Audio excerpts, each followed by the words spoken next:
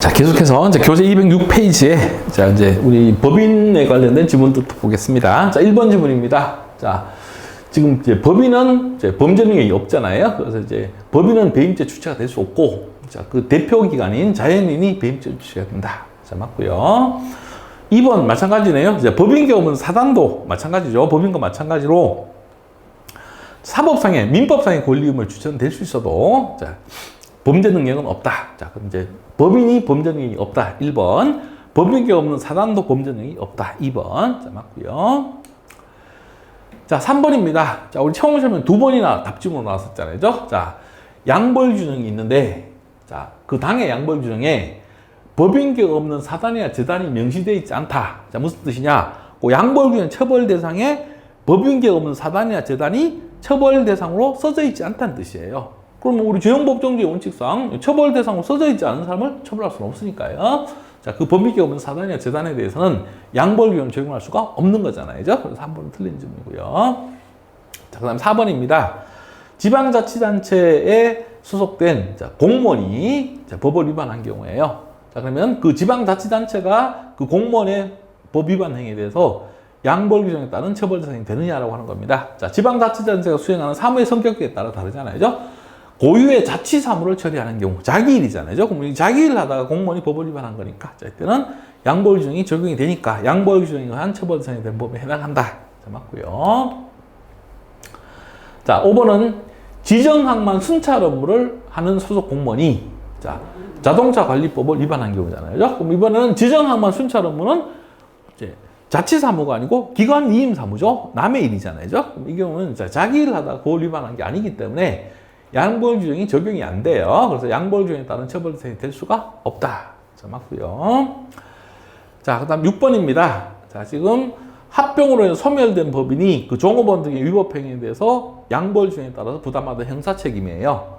그러면 그 이제 소멸한 법인이 부담하던 형사 책임이 이제 존속하는 법인에게 승계가 되느냐. 즉 합병되면서 사법상의 권리는 다 승계가 되잖아요. 자, 그러면 이제 형사 책임도 마찬가지로 민법상의 권리 의무처럼 승계가 되느냐라고 하는 건데, 형사 책임은 절대 승계라는 게 없다 그랬죠.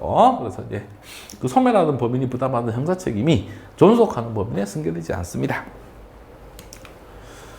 자, 그다음 7번이요. 자, 지금 양벌 규정에서 법인이 처벌받는데, 자, 문제는 그 직원 또는 사용인이 자수를 한 겁니다. 그러면 이 자수의 효력이 법인에게도 미쳐서 법인도 이제 형을 감경할 수 있느냐? 자, 이 문제인데요. 자, 우리 자수는 자수를 한 사람만 혜택을 보잖아요. 어려운 말로 일신 전속성이 있기 때문에 그 자수를 한 직원 또는 사용인에게만 그 자수 효력이 미치는 거고요. 법인에게 자수 효력이 미치진 않아요. 따라서 직원 또는 사용인이 자수한 것만으로 법인의 형을 감경할 수는 없습니다. 만약에 이제 법인도 형을 감경받고 싶으면 대표기관이 대표자가 별도로 자수해야 되죠. 7번 맞고요.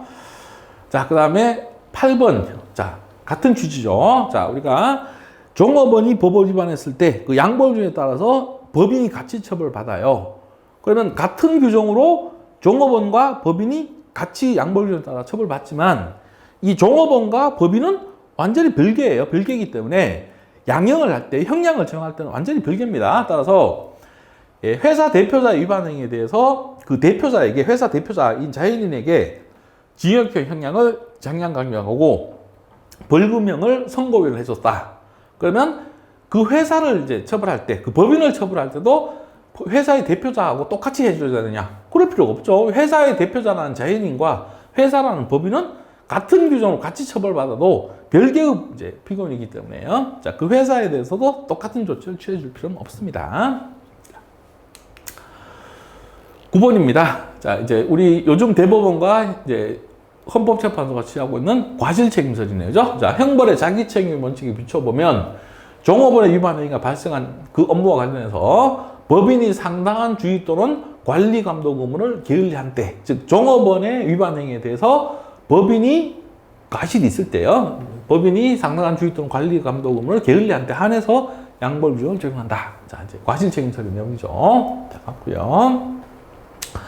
자, 10번요. 약국을 실질적으로 기능하는 약사가 다른 약사를 고용해서 그 고용된 약사예요. 월급쟁이 약사를 명의사용 개설약사로 등록해 둔 거예요.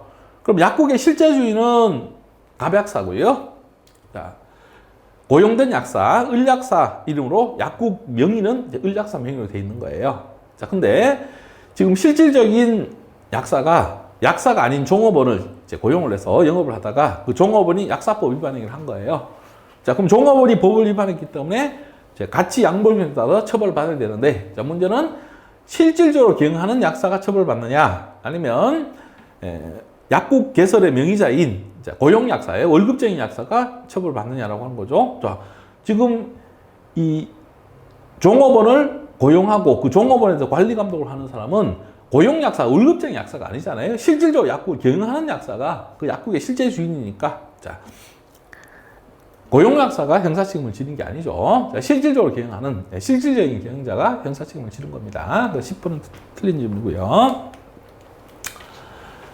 자, 그 다음 11번부터가 이제 부작위에 관련된 문제인데, 자, 11번은 뭐냐면, 이거네요. 어떠한 범죄가 적극적인 자기 또는 소극적 부작위에 의해서 실현될 수 있을 경우에, 자, 어떠한 범죄가 자기로 볼 수도 있고, 부작위로 볼 수 있는 경우. 자, 이때는, 자, 우리 자기우선 부작위 보충설에 따라서, 이제 자기가 성립하는 것이 원칙이죠. 부작위한 범죄로 보는 것이 원칙이 아니고, 자기한 범죄로 보는 것이 원칙이고, 그 자기범이 성립하지 않았을 때만 이제 부작위범을 검토하는 거잖아요. 자, 그럼 이제 부작위한 범죄로 보면 원칙이다. 틀린 거고요. 자, 12번이 보니까 뭐냐면, 보호자가 간청해서 환자를 퇴원시켰고, 자, 그 환자가 사망했다. 자, 뭐죠? 불황에 병원 사건이잖아요. 그러면 이제 그 의사들이 퇴원시켜 준 것이 퇴원을 시켰다는 측면에서는 자기, 치료를 하지 않는다는 측면에서는 부작위. 이제 하나의 행위가 자기의 측면과 부작위의 측면을 갖고 있어요. 자, 근데 자기에 의한 범죄로 보는 것이 원칙이니까, 자, 이건 부작위에 의한 살인죄 공동정범이 아니고 자기에 의한이고요. 자, 그 다음에 살인죄 공동정범이 아니잖아요. 그 처와 의사들이 피해자를 죽이자고 공모해서 같이 죽인 건 아니잖아요. 자, 처가 그 남편을 죽인 거고 의사들은 그냥 퇴원만 시켜준 거니까, 자, 살인죄의 공동정범이 아니고 방조범이죠. 자, 그래서 자기에 의한 살인 방조죄가 돼야 돼요. 그래서 시험 지문이 나오면 두 가지 확인하셔야 되죠. 자기냐 부작위냐. 자, 부작위니까 X고요. 자, 공동정범이냐 방조범이냐. 자, 공동정범이니까 또 X고요. 자, 두 개 다 틀린 지문이잖아요.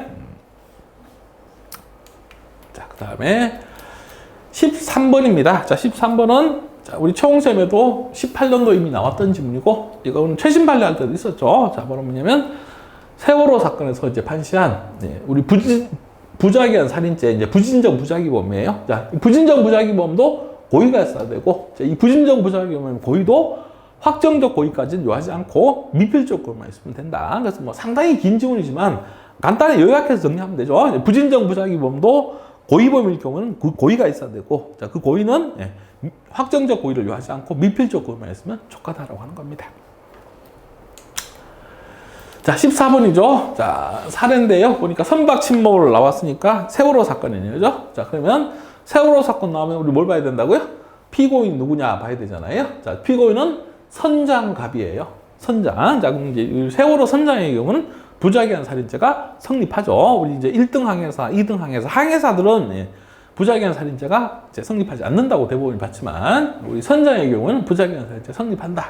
맞습니다. 자, 15번은 우리 지난주에 공부했던 이론 조문 총량할 때 공부했던 내용이죠. 자, 이제 진정 부작위범, 부진정 부작위범 구별에 관한 실질설이에요. 자, 실질설은 거동범은 무조건 진정 부작위범, 자, 결과범은 무조건 부진정 부작위범, 이렇게 구별한 학설이잖아요. 그럼 거동범은 무조건 진정해야 되니까, 자, 거동범은 부진정이 될 수가 없죠. 이 거동범에 대해서는 부진정 부작위범이 성립할 여지가 없어요. 자, 근데 형식설은 그 구성요건 형식만 자기범 형식으로 돼 있으면, 자, 부진정 부작위범이 되잖아요. 자, 그러니까 그 구성요건 형식이 자기범이면 그 자기범 중에는 뭐 결과범도 있고 고동범도 있으니까요. 자, 이제 결과범은 물론이고 고동범도 구성요건 형식만 자기범으로 돼 있으면 부진정 부작위범이 성립할 수 있다. 자, 그래서 이제 자세한 내용은 지난주에 공부했던 내용입니다. 자, 16번이죠. 자, 퇴거불응죄는 자, 진정부작위범 맞아요. 자, 근데 이 진정부작위범은 행위도 부작위, 조문도 부작위범 조문. 그러니까 이제 부작위에 의한 부작위범이어야 되잖아요. 이제 부작위한 자기범이라고 했으니까 X고요. 자, 그 다음에 17번이요. 자, 일정한 기간 내 잘못한 상태를 바로 잡으라. 자, 이제 바로 잡으라. 자, 동그라미요. 그다음에 행정처의 지시를 이행하지 않았다. 자, 이행하지 않았다. 동그라미요. 자, 이 피고인행위는 행정처의 지시를 이행하지 않은 부작위예요.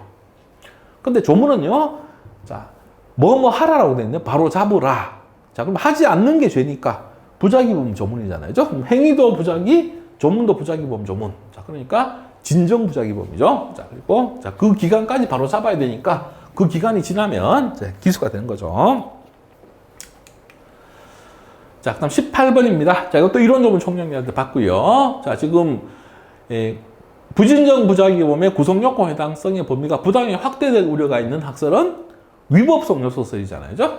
보증인 지위, 보증인 의무 전부 위법성 요소다 이렇게 보는 견해예요. 근데 지금 지문에는 보증인적 지위와 자기 의무를 구별하지 않고 모두 구성요건 요소로 보는 견해. 구성요건 요소설에 대해서 이 비판이 있다라는 지문이잖아요. X잖아요. 이 비판은 위법성 요소에 대한 비판이지 구성요건 요소에 대한 비판이 아니잖아요. 됐고요. 자, 19번이죠. 자, 부진정 부작위 의무의 경우는 자기 의무가 있어야 되는데 그 자기 의무는 법적인 의무야 돼요. 그러니까 도덕적인 의무나 종교적인 의무 이런 건 포함이 안 됩니다. 자, 문제는 이 법은 법이기만 하면 되잖아요. 성문법이든 불문법이든 불문하고, 자, 공법이든 사법이든 상관없어요. 자, 따라서 법령, 법률행위로 인한 경우는 물론이고 선행위로 인한 경우 이것도 이제 자기 의무가 인정이 되고요. 사회상규나 조리에 의한 경우도 다 인정이 되죠. 그래서 법령, 계약, 조리, 선행위 네 가지 다 이제 자기 의무로 인정이 되는 겁니다. 자, 19번 틀린 질문이고요. 자, 그 다음에 20번 질문입니다. 자, 부작위한 사기죄에서 자기 의무의 발생 근거는 유기죄의 보호의무의 발생 근거보다가 좁다라고 되어 있는데, 자, 틀렸죠. 자, 부작위한 사기죄는 이제 부진정 부작위범이잖아요. 자, 법령, 계약, 조리, 선행위 네 가지가 인정이 되고요. 유기죄의 보호의무는 271조의 법률, 계약 두 가지로 딱 한정해 놓고 있잖아요. 그죠? 그러면 부작위한 사기죄의 자기 의무의 발생 근거는 네 가지. 유기죄의 보호의무의 발생 근거는 두 가지. 자, 그러면 앞에 게 더 넓잖아요. 그죠? 자, 근데 이제 더 좁다고 했으니까 이제 틀린 질문이고요. 자, 그 다음에 21번은 긴 질문이지만 아주 간단한 질문이죠. 자, 우리 교통사고를 낸 교통사고 운전자의 사상자 구호조치의무요. 그 차에, 자기 차에 치인 사고를 이제 구호조치를 해야 되는데 구호조치의무는 무조건 부과되는 의무다. 고의, 과실, 유책, 위법, 의무에 관계없이 부과되는 의무다. 자, 따라서 당해 사고에 있어서 귀책 사유가 없는 경우에도 사고를 낼 때 아무 잘못 없이 사고를 낸 경우에도 사상자 구호조치의무는 무조건 인정이 되는 거죠. 자, 위 의무가 없다고 할 수 없다. 자, 맞죠? 자, 그래서 이제 짧은 질문으로 틀린 질문 나오잖아요. 우리 교통사고 운전자의 사상자 구호조치 의무는 위법한 선행의 경우만 인정된다라고 해서 이제 틀린 질문 나오는 거잖아요. 자, 그 다음에 22번입니다. 자, 이제 법무사법 3조 2항 위반죄가 뭐냐? 법무사가 아닌 사람을 법무사가 아닌 사람이 법무사를 사칭하는 거예요. 그럼 적극적으로 사칭하고 다니면 이제 그건 자기위한 법무사법 3조 2항 위반죄가 되는 거고요. 자, 22번이죠. 법무사가 아닌 사람이 법무사 소개가 되거나 호칭이 되는데도 자신이 법무사가 아니라는 사실을 밝히지 않고 법무사 행세를 하는 거예요.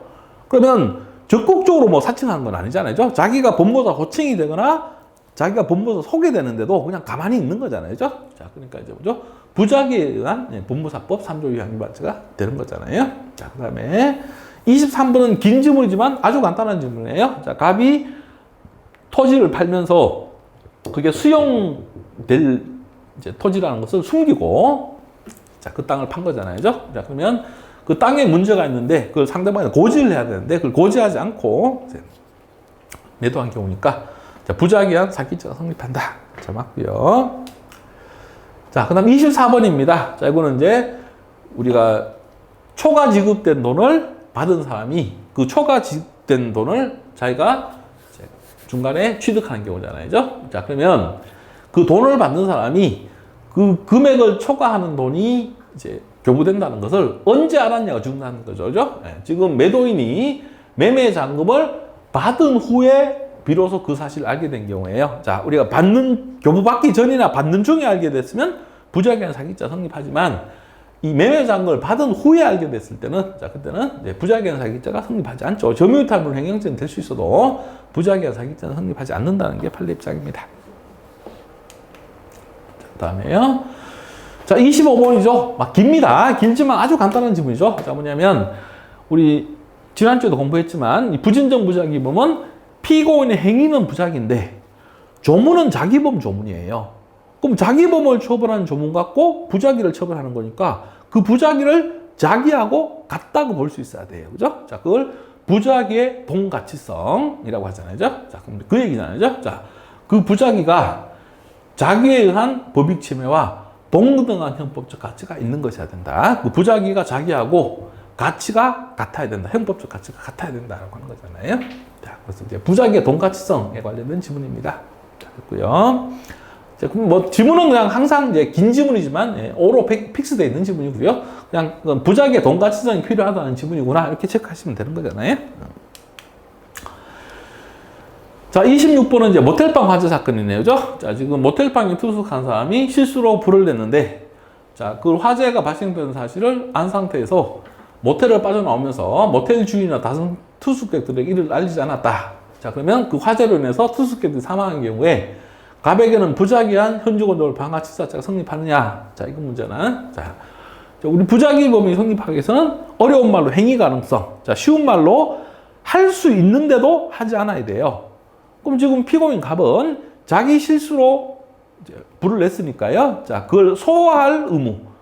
법적인 의무는 있어요. 근데 끌 수 있는데도 끄지 않았다면 그건 뭐죠? 부자기한 현주건조물 방화치사죄가 되겠지만 우리 사례에서 봤듯이 이미 뭐죠? 불이 번질 대로 번져서 손쓸 수 없는 상태였잖아요. 자, 끌 수 있는 상태가 아니었어요. 그래서 이제 행위 가능성이 없었기 때문에 부자기한 현주건조물 방화치사죄는 성립하지 않는다는 겁니다. 27번요. 자, 부자기범 사이의 공동정범. 부자기범끼리 같이 공동정범이 되기 위해서는 자, 부자기범 두 명이 공통된 의무가 있어야 되겠죠. A도 자기 의무가 있어야 되고 B도 자기 의무가 있어야 되고요. A도 그걸 할 수 있어야 되고 B도 그걸 할 수 있어야 돼요. 이제 공통된 의무가 부여되어 있고 그 의무를 공통으로 이행할 수 있을 때만 성립한다. 워낙 시험에 자주 나오는 지문입니다. 자, 그 다음에요. 자, 28번이죠. 자, 부자기범에 대해서 이제 교사 방조하는 거잖아요. 자, 그럼 부자기범에 대해서 자기에 의해서 교사 방조를 하는 거. 자, 자기에 의한 거니까 뭐 교사도 가능하고 방조도 가능합니다. 자, 이때 교사 방조는 자기에 의한 거잖아요. 자기범에게는 보증인지라는 게 필요 없으니까 부자기범에게만 필요한 거죠. 자기범에게는 보증인지라는 게 필요 없으니까 자, 이때는 이제 보증인지에 있을 필요가 없다. 자, 맞고요. 자, 29번은 이제 부자기에 의한 방조범이죠. 자, 부자기로 방조하는 거예요. 자, 그럼 방조는 뭐 적극적인 자기로도 가능하고 부자기로도 가능합니다. 자, 그리고요. 이번에 이 방조범은 부자기로 방조하는 거니까 부자기범이잖아요. 자, 그럼 부자기범이니까 보증인지가 있어야 되는 거죠. 있어야 되는 겁니다. 자, 됐고요. 그 다음에 이제 30번은 이제 부자기한 방조범에 관련된 판례 내용이죠. 자, 매장을 관리하는 직원인데 자기가 관리하는 매장에서 이제 가짜 상표가 팔리고 있다는 사실을 안겨오잖아요. 그러면 그걸 이제 그대로 둬서는 안 되고 그걸 뭐죠? 못하게 막아야 되잖아요. 자, 근데 그걸 계속 방치한 경우니까 자, 이제 부자기한 상표법 위반 방조범 성립한다. 맞고요. 자, 31은 이제 은행 지점장이 부하 직원들이 배임죄를 범하고 있는데, 자, 그걸 말리지 않고 그대로 방치한 경우잖아요. 자, 부자기한 업무상 배임죄 방조범 맞습니다. 자, 32번은 이제 낚시에만 낚이지 않으면 되는 거잖아요. 자, 지금 인터넷 포털 사이트 관리 직원이 자기가 관리하는 인터넷 사이트에 음란 만화가 계속 올라오는 거잖아요. 자, 그럼 그 사실을 알고 그대로 방치했다면, 자, 부자기한 전기통신기본법 위반죄의 공동정범이 아니죠. 그죠? 타인이 음란만을 올린다는 거 알고 그냥 방치만 했다고 해서 그 올린 사람하고 이 피고인이 공모했다고 볼 수는 없잖아요. 그래서 일단 공동정범이 성립하지는 않고요. 방조범이 되는 거예요. 그래서 이제 우리 이 32번 질문 같은 경우에 하수들은요, 성립한다, 성립하지 않는다만 봐요. 자, 고수들은 뭘 봐요? 공동정범인지 방조범인지 이걸 봅니다. 공동정범이 아니고 방조범이죠. 방조범. 자, 33번은 이론적으로 총정리를 받고요. 우리 형법에는 부진정 부자기범에 대해서 임의적 감경 규정이 없습니다. 자, 됐고요. 그 다음에 34번은 이제 과실범의 경우는 미수가 성립될 여지는 없다. 맞죠? 미수는 고의범에서 가능하기 때문에 과실범에서 미수가 성립될 여지는 없어요. 여기까지 맞는데 문제는 뒷부분이죠. 인과관계를 논할 실익이 없다. 자, 틀렸잖아요. 예, 과실범은 대표적인 결과범이죠. 과실만 있다고 범죄가 성립하는 게 아니고 결과가 발생해야 되는 결과범이에요. 그럼 결과범이니까 인과관계를 당연히 검토해야 되죠. 자, 인과관계를 논할 실익이 없다. 자, 틀린 질문이고요. 자, 35번은 승진시험에 나왔던 답지문이었고, 자, 이게 18년도 채용시험에도 그대로 나왔잖아요. 자, 이게 뭐냐면 비유형적 인과관계 관련된 지문이에요. 자, 살인의 실행행위가 피해자 사망이라는 결과를 발생하게 한 유일한 원인이라 하는 것은 아니나 직접적인 원인일 것을 한다. 틀렸죠? 자, 우리 살인의 실행행위가 피해자 사망이라는 결과를 발생시킨 데 대해서 유일한 원인일 필요도 없고 직접적인 원인일 필요도 없어요. 이제 피고인의 그 살인행위하고 피해자 사망 결과 사이에 다른 사실이 개재된 경우, 다른 원인이 개입됐을 때도 그것이 예견이 가능하다면요, 그때는 피해자 사망과 이제 피고인의 살인행위 사이에 인과관계가 인정이 되는 거죠. 그래서 이제 35번 틀린 질문이고요. 그 다음에 자, 36번이네요. 자, 똑같은 내용이잖아요. 자, 지금 행위자의 주의 위반 행위, 과실과 자, 결과 발생, 이 사이 인과관계 있어야 되는데, 자, 그러면 행위자의 주의 위반 행위가 결과 발생에 대해서 유일하거나 직접적인 원인일 필요는 없죠. 자, 중간에요. 피해자의 주의 위반, 피해자 과실이 개입돼 있어도 인과관계는 그대로 인정이 되는 겁니다. 자, 비용적 인과관계가 그래서 최근에 가장 자주 나오는 질문이 37번 질문이잖아요. 자, 피고인이 고속도로에서 2차로를 달리다가 방향 지시등도 켜지 않고 갑자기 1차로로 뛰어들어 멈춰버리잖아요. 자, 뒤에 따라오던 차들이 그걸 피하지를 못해서 추돌이 발생하면서 자, 거기서 사람들이 죽거나 다친 거예요. 자, 피고인의 교통방해가 있었고 피해자들이 죽거나 다치는 결과가 발생했는데 그 피고인의 행위하고 결과 발생 사이에 다른 차들이 추돌했다는 다른 원인이 개입된 경우잖아요. 자, 고속도로를 달리던 차가 갑자기 멈추면 뒤따라오던 차들이 피하지를 못하고 추돌할 수도 있다. 얼마든지 예견이 가능하니까. 자, 이 피고인의 교통방해 행위하고 피해자의 사망과 상해, 사상 사이에는 상당히 인과관계가 인정이 된다는 게 판례 입장이죠. 자, 그럼 38번이요. 역시 또 비용적 인과관계 문제네죠. 자, 피고인이 피해자를 복부를 강타해서 장을 파열시켜요. 자, 피해자가 사망했는데 그 사이에 이제 의사의 수술 지연이라는 것이 다른 원인이 개입한 경우잖아요. 자, 그래도 인과관계는 인정이 된다는 게 판례 입장이고요. 자, 39번은 이제 운전자가 시동을 끄고 차에서 내릴 때 시동 열쇠 키를 꽂아두고 내려서 자, 그 차에 남아있던 사람이 이제 운전하다 사고가 난 경우잖아요. 자, 그러면 지금 이 39번 질문은 11살짜리 어린이가 남아있었으니까 자, 이때는 인과관계가 인정이 되고요. 자, 성인인 조수가 남아있었을 때는 인과관계 인정이 안 되는 거죠. 자, 40번입니다. 자, 찜질방 사건이네요. 자, 지금 술을 마시고 찜질방에 들어온 갑이 자, 찜질방 직원 몰래 후문으로 나가 술을 더 마신 다음에 자, 후문으로 다시 들어와서 발안실에서 잠을 자다가 사망한 경우에요. 그러면 이 찜질방 직원이나 영업주가 손님이 후문으로 몰래 나가 술 더 마시고 들어온 거까지 다 통제하고 감독할 주의무는 없다는 거잖아요. 그러니까 이 직원 영업주의 행위하고 자, 피고인의 사망 사이에, 피해자 사망 사이에 인과관계 인정이 안 된다는 게 판례 입장이죠. 그 다음에 41번은 이제 임차인이 이사 가면서 퓨즈 코크요. 우리 가스 중간 밸브를 아무런 조치요. 마금 조치를 하지 않고 가버린 거잖아요. 자, 그래서 그 가스가 유입이 되면서 폭발 사고가 난 거죠. 자, 그럼 임차인이 퓨즈 코크를 제거하면서 아무런 조치를 취하지 않고 이제 제거한 것, 그 과실과 가스 폭발 사고 사이에 인과관계가 인정이 된다는 게 판례 입장입니다. 자, 그 다음에 42번 채용시험에 나온 질문이 쉽네요. 자, 지금 건설 기술자를 현장에 배치할 의무가 있어요. 근데 그 건설업자가 위반해서 현장 건설 기술자를 현장에 배치를 하지 않은 거잖아요. 자, 그래서 건설 기술자 현장에 배치되지 않으면서 이제 그 공사가 이제 관리가 제대로 안 되면서 사고가 난 거니까 자, 이때는 인과관계 인정이 되는 거죠. 그래서 이제 이 건설업자의 건설 기술자 현장 배치 의무 위반과 가스 폭발 사고 사이에 인과관계 인정이 된다는 겁니다. 자, 43번 도급 사례네죠. 자, 지금 초지 조성공사를 도급받은 수급인. 자, 이 수급인이 자기가 공사를 하는 게 아니고 하수급인에게 자, 공사를 맡겼잖아요. 그죠? 자, 근데 그 공사를 맡은 하수급인의 과실로 자, 산불이 난 거예요. 그러면 그 하수급인의 과실만 인정이 되잖아요. 그죠? 시킨 이 수급인은 자, 그 공사를 시킨 사람은 과실이 인정이 안 되는 거죠. 인과관계 인정이 안 되는 겁니다. 자, 43번 X고요. 자, 44번입니다. 자, 이건 뭐죠? 피고인이 피해자를 폭행을 가하려고 하니까 피해자 그 폭행을 피하려고 창문 밖으로 이제 숨으려다가 사망한 경우잖아요. 그러면 폭행치사죄가 성립하는 사건이잖아요. 그럼 폭행치사죄는 결과적 가중범위 성립한다는 얘기는 인과관계, 예견 가능성 다 인정이 된다는 거죠. 자, 그 다음에요. 45번은 자, 고등학교 교사가 자기 반 학생의 그냥 뺨을 가볍게 때렸잖아요. 자, 근데 피해자가 사망한 거예요.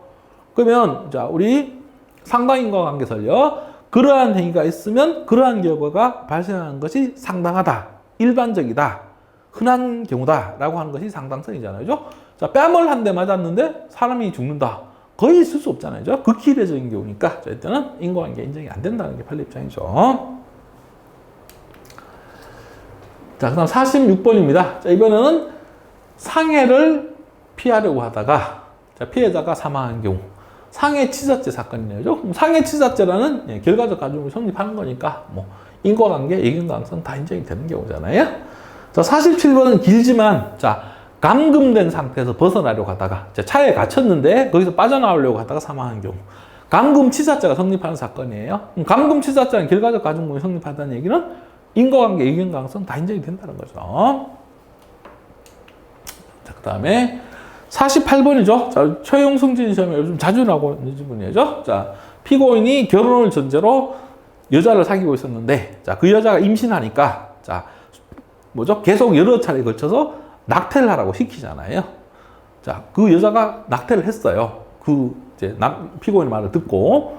그러면 낙태한 사람은 낙태죄. 자, 피고인은 그걸 낙태하라고 시켰으니까, 낙태죄 교사범위 성립하죠. 자, 그럼 낙태죄 교사범위 성립하니까, 피고인이 낙태를 하라고 시킨 것과 자, 그 여자가 낙태를 한 것 사이에 인과관계가 인정이 되는 거잖아요. 자, 그 다음에 49번 이중교통사고에서 선행 차량에 이어 피고인 운전 차량이 피해자를 연속해서 역과했다. 자, 그러면 앞차가 치고 가고 뒷차가 이 피고인이 따라가면서 친 거잖아요. 그러면 이중교통사고의 경우 선행 차량이요. 먼저 친 사람도 인과관계 인정이 되고 피고인 2차 사고 유발자, 나중에 친 사람도 인과관계가 다 인정이 된다는 게 판례 입장이죠. 자, 그 다음에, 자, 50번입니다. 자, 51번과 같은 논점인데요. 자, 우리가 과실범의 인과관계를 어떻게 따질 거냐의 문제잖아요. 자, 어려운 말로 뭐 주의무 위반 관련성 이론, 합법적 대책 이론이라고 하는데, 자, 뭐죠? 과실이 없었더라면 결과가 발생하지 않았을 것이라는 것이 증명이 돼야 되죠. 그죠? 인과관계도 범죄 성립 요건이니까 검사가 그걸 증명을 해야 돼요.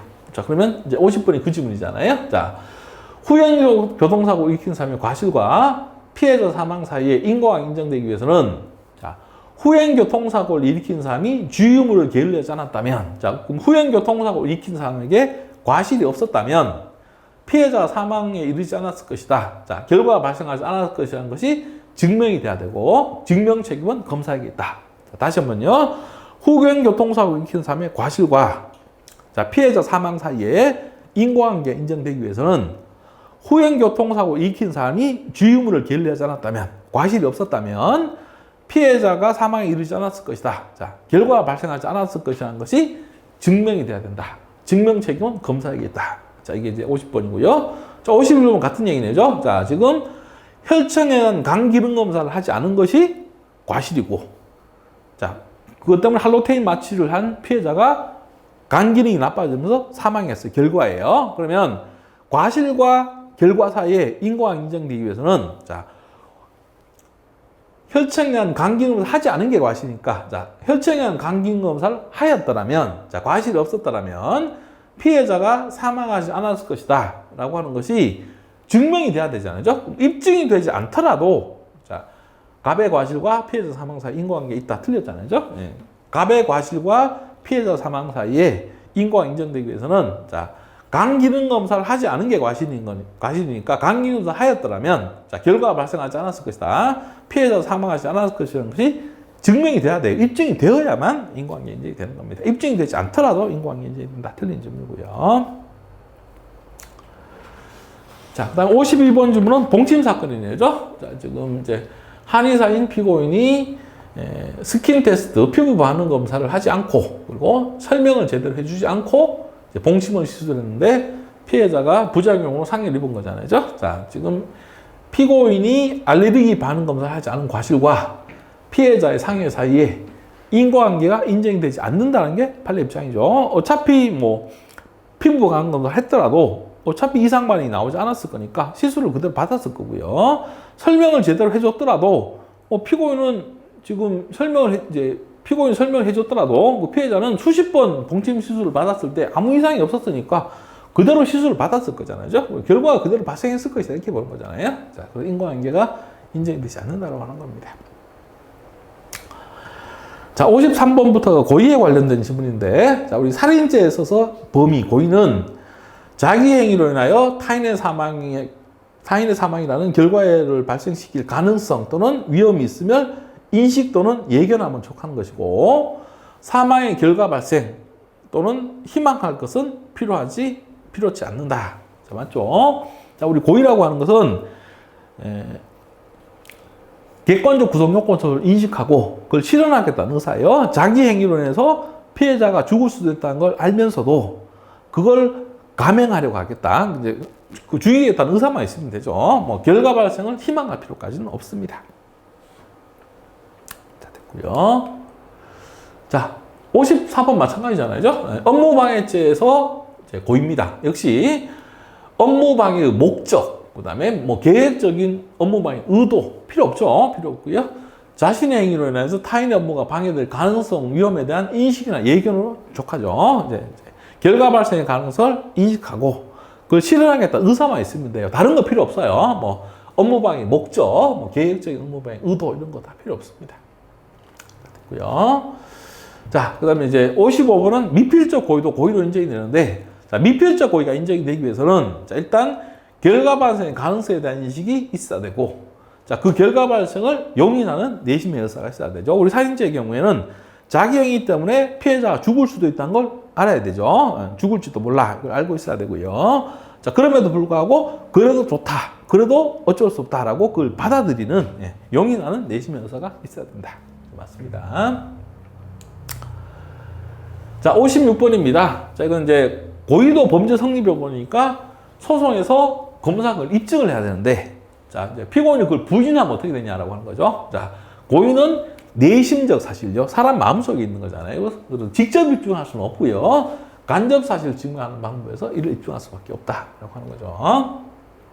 자, 그 다음 57번은 쉽고요. 자, 지금 피고인이 피해자를 예리한 칼로 찌르잖아요. 얼마나 깊이 찔렀는지 칼이요. 심장까지 찔려갖고요. 그 심장까지 절단이 된 경우에요. 자, 그럼 심장까지 찔리도록 찔렀다면 뭐 당연히 고의가 인정이 되겠죠. 자, 58번도 마찬가지고요. 피해자가 저항을 멈추고 사지가 늘어졌는데도 계속해서 눌렀어요. 살인의 미필적 고의가 인정되는 거고요. 자, 그다음 59번부터가 중요한 질문이잖아요. 자, 이제 유흥업소 업주가 청소년을 고용을 하는데, 뭐 확실하게 청소년이라는 걸 안 건 아니지만, 자, 연령 확인을 제대로 하지 않았네요. 그죠? 그냥 성인이라는 말만 믿고요. 사진도 안 붙어 있는 그냥 건강진단 결과서만 보고 이제 고용을 한 거잖아요. 그죠? 자, 그럼 연령 확인을 제대로 하지 않은, 자, 연령 확인을 제대로 하지 않은 경우니까 이제 청소년 고용이다. 미필적 고의가 인정이 된다. 60번 마찬가지죠. 성매매 업소에서 종업원을 고용할 때도 자, 연령 확인을 제대로 하지 않은 경우입니다. 자, 그러면 이 청소년 고용에 대한 미필적 고의가 인정이 된다. 61번 똑같죠. 자, 여가업을 하는 자가 지금 신분증을 소지하지 않았다는 말만 듣고요. 그냥 구두로만 연령을 확인해서 이성원수를 허용한 거예요. 그러면 이제 연령 확인을 제대로 하지 않았기 때문에 청소년 이성원수에 대한 미필적 고의가 인정이 된다는 거죠. 그러면 59, 60, 61. 자, 전부 연령을 확인해야 될 의무가 있는 사람이 연령 확인을 제대로 하지 않는 경우에요. 그러면 이 청소년 고용이나 청소년 이성 원수에 대한 고의가 인정이 된다는 겁니다. 자, 그 다음에 62번 지문은, 자, 지금 일종 보통 운전면허를 가지고 있는 피고인이 적성 검사를 안 받고 1년이 지났잖아요. 그 운전면허가 취소됐는데 운전을 한 경우에요. 그러면 이 무면 운전도 고의범이니까 고의가 있어야 되는데, 자, 대법원은 원칙적으로는 무면 운전의 고의가 인정이 되지 않는다고 보죠. 뭐 앞면에 적성 검사 기간이 기재되어 있고 뒷면에 경고 문구가 있다고 하더라도 일반인들은 뭐 그 적성 검사 기간이 언제인지도 모르고요. 뭐 1년 지나면 면허가 취소된다는 사실도 모르기 때문에 원칙적으로는 미필적고가 인정이 안 된다고 봐요. 자, 근데 이 무면 운전에 대한 고의가 인정이 되는 경우가 두 가지가 있잖아요. 그죠? 자, 지금처럼 확인을 게을리하여라고 하는 표현이 들어가는 경우. 자, 또 하나는 뭐죠? 취소된 전력이 있는 경우요. 자, 그때는 고의가 인정이 된다는 게 판례 입장입니다. 자, 그 다음에 63번은 15년도에 뭐 답지문으로 나왔지만 쉬운 지문이고요. 지금 새로 부임한 목사가 전임 목사에 관한 교회 내의 불미스러운 소문이 있어서 그 불미스러운 소문의 진위를 확인하기 위해서 교회 집사들에게 물어본 거예요. 그럼 이거 소문의 진위를 확인하기 위한 것이지 그 전임 목사의 명예를 훼손할 의도는 아니니까요. 명예훼손에 대한 고의가 인정이 안 된다고 하고, 이번에 올해 나온 우리 최신 판례에서도 마찬가지죠. 불미스러운 소문이 있어서 그 불미스러운 소문의 진위를 확인하기 위해서 물어보는 것은 명예훼손의 고의가 인정이 안 된다는 그 최신 판례까지 같이 연결시켜서 보시면 되겠습니다.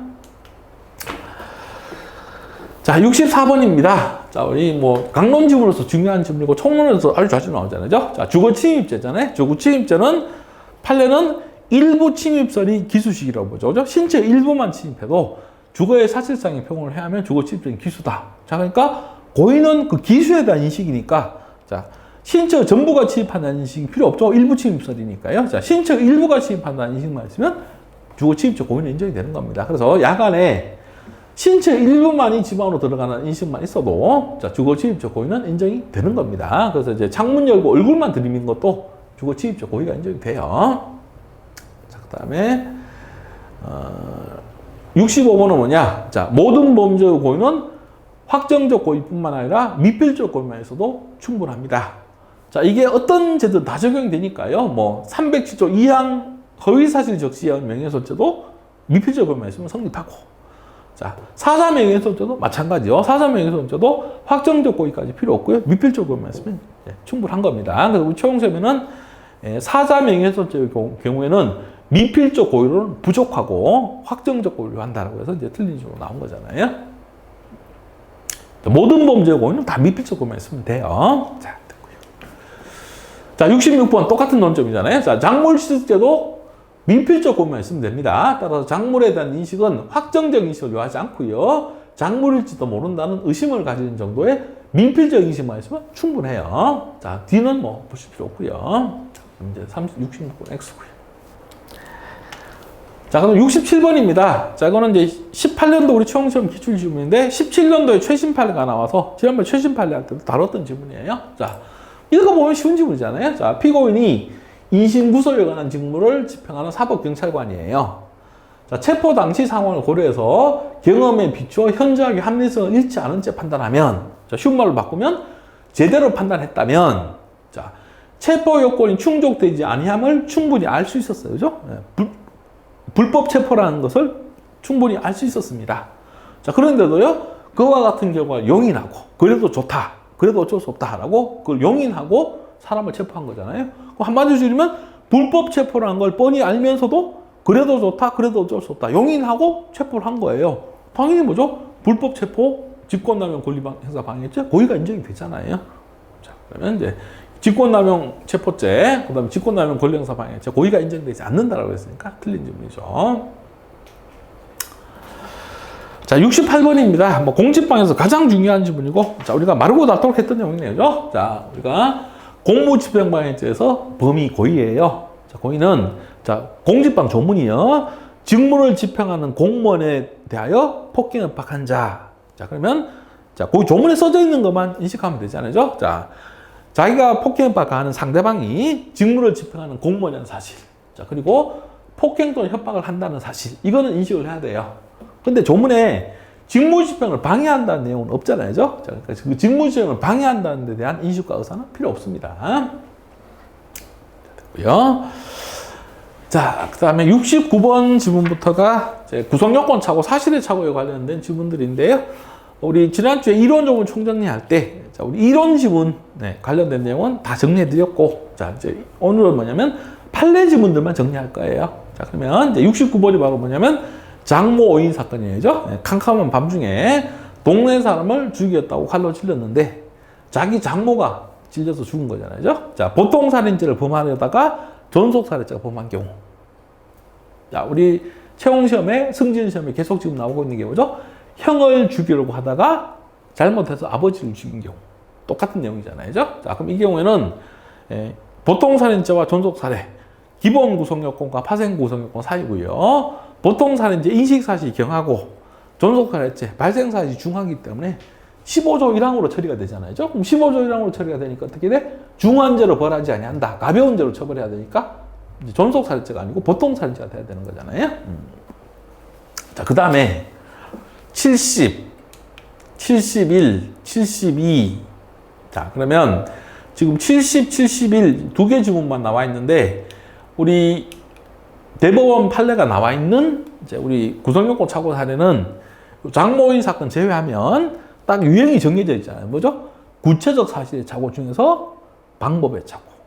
딱 정해져 있습니다. 자, 그럼 판례 입장은 법정지역 부합설이니까 뭐죠? 고의기수가 돼야 되는 거잖아요. 그래서 이제 지금 70번 같은 경우에 상해를 가려다가 이제 다른 사람이 상해를 입었잖아요. 자, 그럼 인식사실과 발생한 사실 상해 같은 죄니까 구체적 사실의 착오. 빗나갔으니까 방법의 착오. 자, 그러면 법정 부합설이니까 그냥 상해죄가 되는 거죠. 고의기수가 되니까 과실치상죄가 되는 게 아니고요.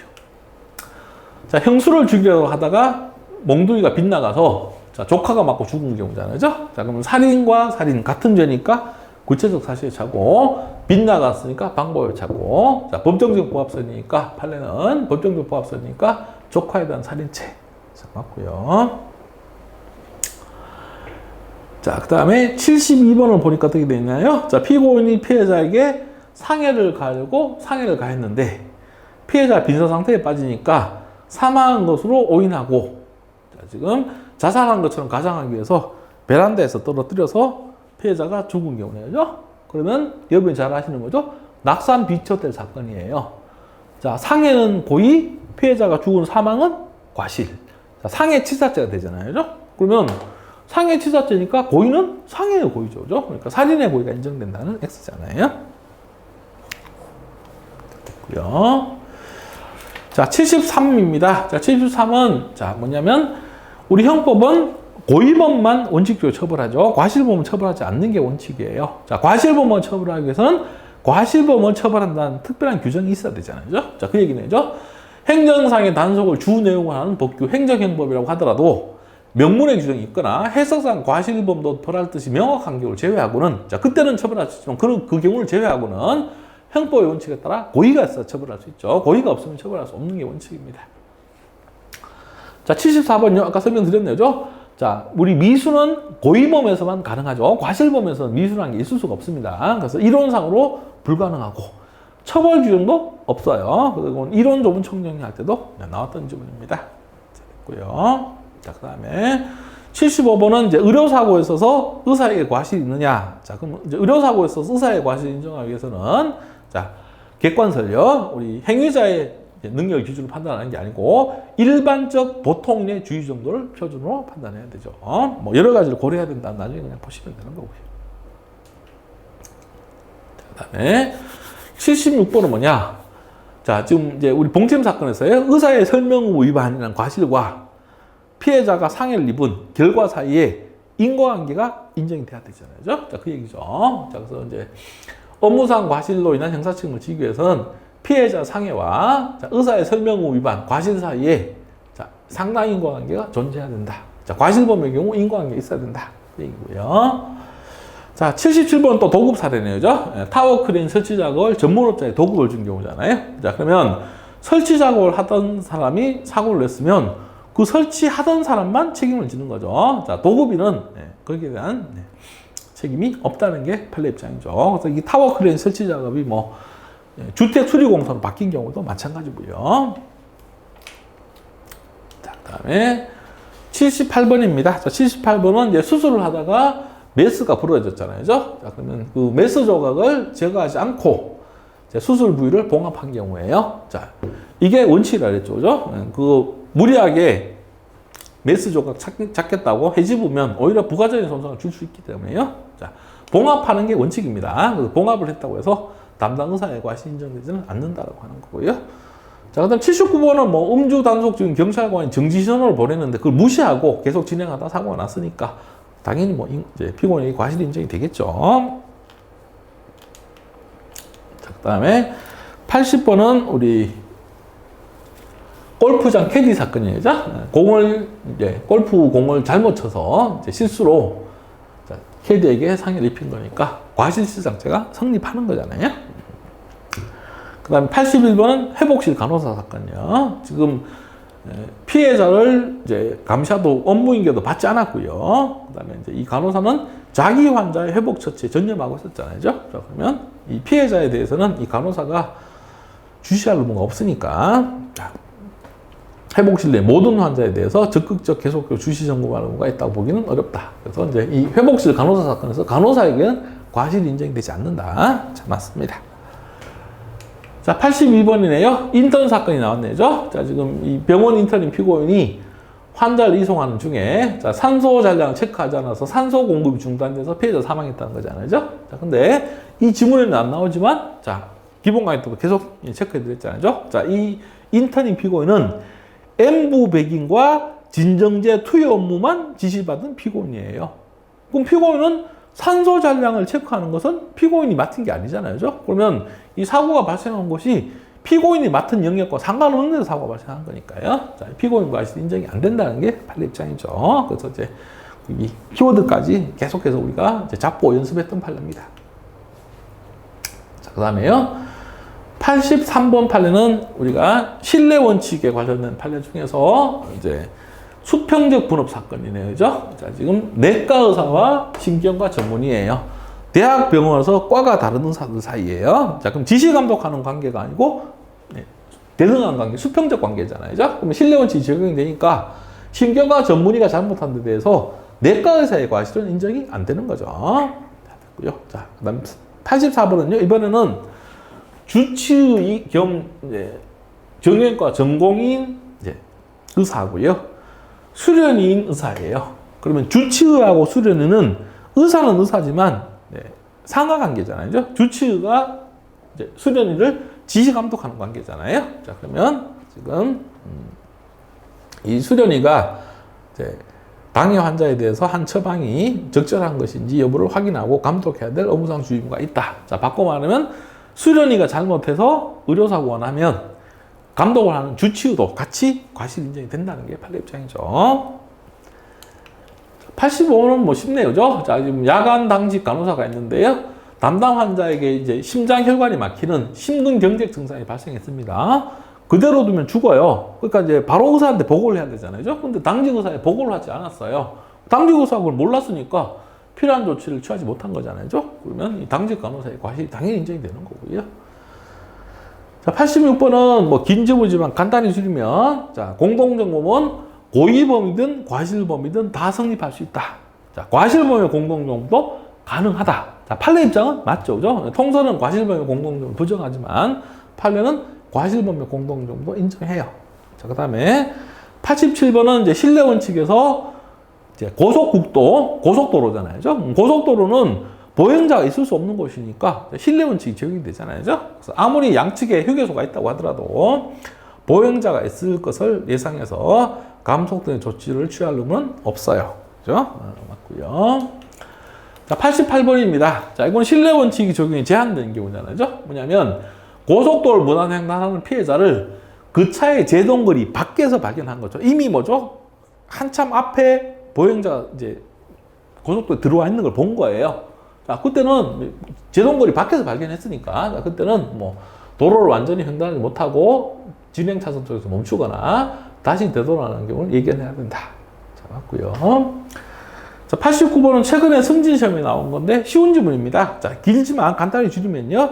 비가 내려서 노면이 미끄러운 고속도로를 달리는데 그럼 노면이 미끄럽고 비가 내려서 이제 시계가 안 좋으니까 감속을 충분히 해야 되잖아요. 자, 근데 충분한 감속을 하지 않고 이제 속도를 줄이지 않고 달리다가 사고가 난 거예요.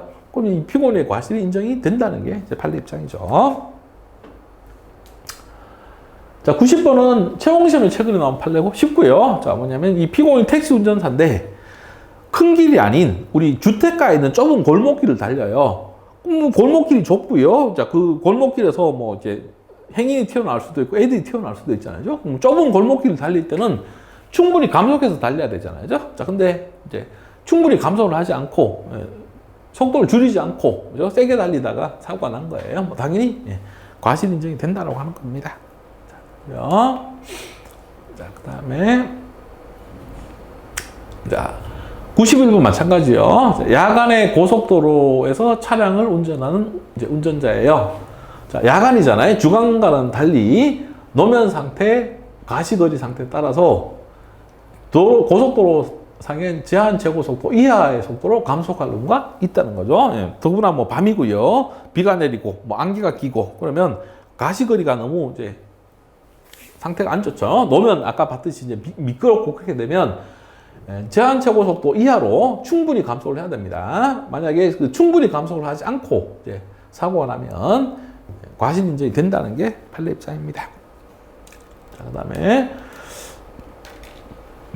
92번 질문은 아까 봤던 찜질방 사건이고요. 자, 이 찜질방 직원이나 영업주에게 지금 손님이 몰래 나가서 술을 더 먹고 들어온 것까지 통제해야 될 주의사항 의무가 업무상 주의 의무가 있다고 보긴 어렵다. 그래서 이제 직원이나 영업주에게 과실 인정이 안 된다. 그래서 아까 질문하고 연결시키면 이 직원의 영업주의 행위하고요. 피해자 사망 사이에 인과관계도 인정이 안 된다. 자, 이렇게 보시면 되겠습니다. 자, 그럼 여기까지 보시고요. 결과적 가중범 93번 질문부터는 조금 쉬었다 계속 보도록 하겠습니다.